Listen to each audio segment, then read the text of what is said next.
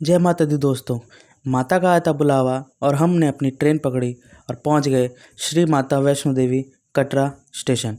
और स्टेशन पर पहुंचते ही हमने ली कुछ सेल्फीज और निकल दिए हम माता की भवन की ओर। स्टेशन से 2 किलोमीटर दूर वैष्णो देवी चेक पोस्ट पार करके हमने ली कुछ सेल्फी और चल दिए चढ़ाई करने। थोड़ी दूर चल के हम रुके एक ढाबे पे चाय पीने।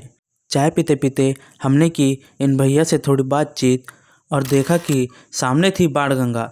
4 बूंद जिंदगी की अपने ऊपर डालकर हमने किया प्रस्थान।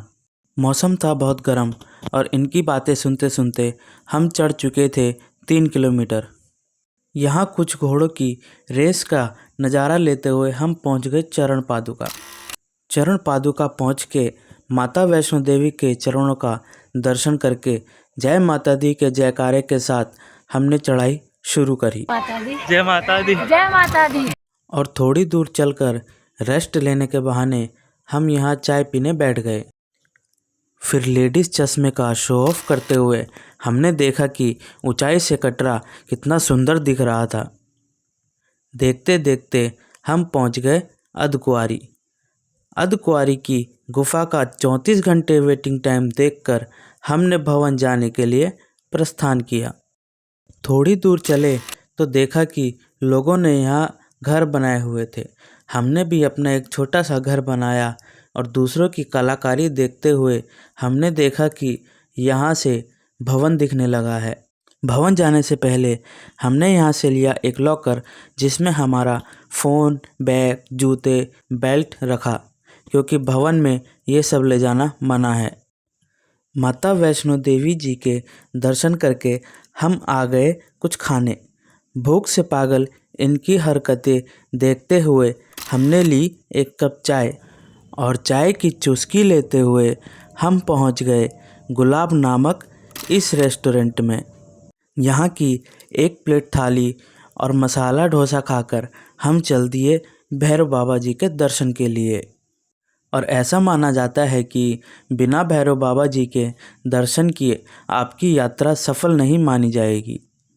मंदिर के सामने देखा तो यहाँ बहुत से श्रद्धालु अपनी टांगों को विराम दे रहे थे, तो हम भी यहाँ आ गए। यहाँ पे एक बहुत बड़ी स्क्रीन लगाई गई है जिसमें माता जी की आरती का लाइव प्रसारण किया जाता है। इतनी ऊंचाई से नीचे का नज़ारा बहुत ही अद्भुत था। आप ये माता का भवन देख सकते हैं। थोड़ी देर आराम करके फिर से हम चल दिए अर्धकुंवारी की तरफ कि शायद हमारा नंबर आ जाए। अर्धकुंवारी पहुँचे तो देखा कि चारों तरफ लोग कंबल डालकर सोए हुए थे और हमने भी अपनी चद्दरें डालकर सुबह होने का इंतज़ार किया। सुबह होते ही हम नीचे आ गए और कुछ सेल्फीज़ के साथ माता रानी को प्रणाम किया और चल दिए अपने कक्ष की तरफ। और यहाँ पर ब्रेकफास्ट करके हम चल दिए रेलवे स्टेशन की तरफ। स्टेशन पे देखा तो श्रद्धालुओं की भीड़ उमड़ी पड़ी थी। फिर क्या था, हम भी वहीं बैठ गए लोगों को ताड़ने। थोड़ी ही देर बाद कुछ पुलिस वालों ने हमें वहाँ से उठाकर एक खाली ग्राउंड में पटक दिया। हमें क्या था, हम भी चादर डालकर पसर गए। नज़र घुमाकर देखा तो ये मोहतरमा अलग ही दुनिया में जा चुकी थी। पर मैं तो इन हेलीकॉप्टरों को आते जाते देखकर ही अपना समय बिता रहा था, क्योंकि हमारी ट्रेन का समय शाम के 6:30 बजे था। फिर इंडियन फ्लैग की कुछ फ़ोटोज़ लेने के बाद हम अपना बोरा बिस्तरा समेटने लगे, क्योंकि शाम को यहाँ सूरज ढलने के साथ ही ठंड बढ़ने लगती है। स्टेशन के बाहर कुछ फ़ोटोज़ और इनकी हरकतें देखने के बाद अब समय हो चला था कुछ खाने का। पास ही में एक ढाबा दिखा जो कि सजावटी तौर पे बहुत अच्छा लग रहा था। देखिए इनका एक रिव्यू। बोल में यही अच्छी एक चीज़ है कि आपको बिना लहसुन प्याज की चीज़ें खाने को मिलेगी। आपको किसी चीज़ की टेंशन नहीं हो सकती कि लहसुन प्याज तो मिलेगी। फिर 1 प्लेट फ्राइड राइस और 1 प्लेट पाव भाजी खाकर हमने ली विदा और कहा माता रानी दोबारा बुलाना।